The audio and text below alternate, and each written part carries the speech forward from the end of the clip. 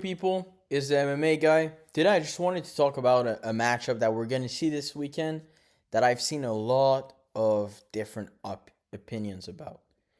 So this is the Umar Nurmagomedov versus Mario Bautista fight. And one particular opinion that I've seen is from Lucas Tracy. He's talked about this matchup that, first off, this might be the best fight on the whole card, to be honest. Besides maybe Cyril Gahn versus Tom Aspinall. But Umar Nurmagomedov versus Bautista is a crazy matchup. This is a phenomenal fight. Look at their records: 18 and 1, 16 and 2. And to be honest, I wanted to talk about it because look at those odds. Those odds are like are minus 625 to plus 455.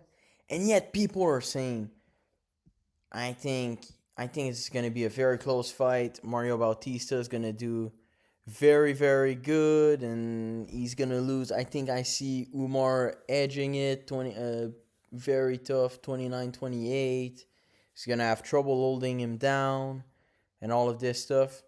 And I just want to say that when I look at this fight, I see a lamb getting sent to the slaughterhouse. I think Umar is going to demolish Mario Bautista. I mean, let's just look, because I was doing some tape study. And, when I watched that fight between Mario Bautista and Damon Blackshear, who's a good grappler, this was purely a win on paper. When was that? Wait, when was that fight? Okay. Of course. Oh, of course it's doing me like this. Okay. Well, anyhow, we'll try to do it again.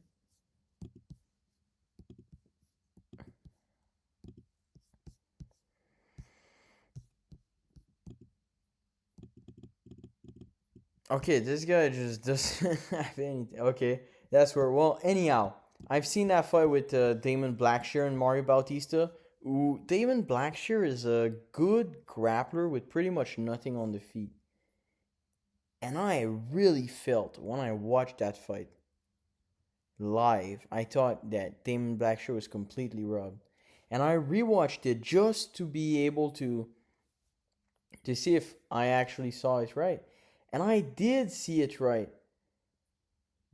Mario Bautista should have lost to Damon Blackshear, who's a good grappler, and he's currently outside the rankings, by the way. He's got one tap by not by Davey Grant, by Montel Jackson. He then lost to Davy Grant. In a win, he won the first round against Davy Grant because of his grappling, very much. And then he wasn't able to get the fight down, all of that. And yeah, he still beat Mario Bautista. And that wasn't that long ago. That was about a year or so ago. Umar Nurmagomedov against Raoni Barcelos, a younger Raoni. Okay, the website is just lagging. The whole website is just crazy right now. Let me just do this. Okay, we can't get it. Well, that's fine. Umar Nurmagomedov fought Ronnie Barcelo, slightly younger, because Ronnie Barcelos at 37 years old ran Peyton Talbot, and then he whooped Cody Garbrandt. This is the same Ronnie Barcelos, well, actually a younger Ronnie Barcelos, that Umar TKO'd in a single round. Let's talk about that. As a prospect, since then he's beaten Begzat Almakhan, and Almakhan is the one that's fighting Topuria next, this is a phenomenal matchup, by the way. But bigger than that, Alexander Topuria, obviously. That guy one tapped. Who's that guy? Brad Katona.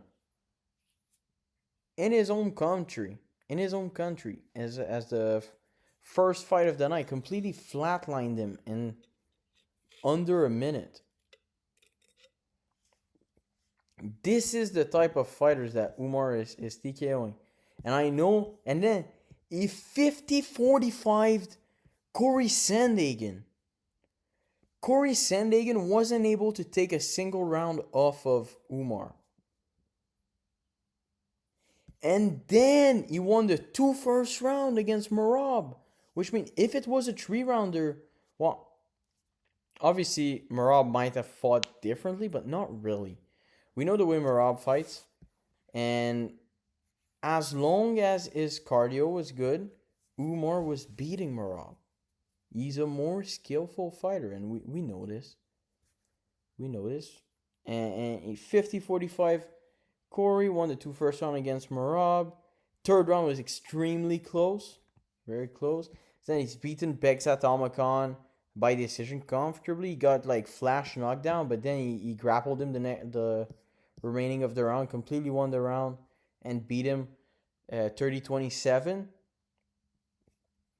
Meanwhile, Mario Bautista has been, and I know I'm not going to be able to do this, but he has a split decision against Damon Blackshear that he should have lost. He has a good performance, very good performance against Ricky Simon, who, isn't all that because he's gotten completely demolished. 30-27 easily by Vinicius Oliveira, who's, I think he's going to remain a lower below or lower top 10 ranked 135er.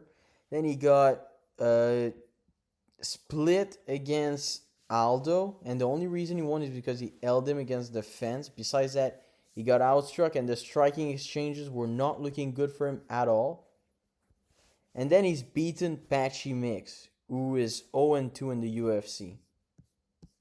So we have to think about that.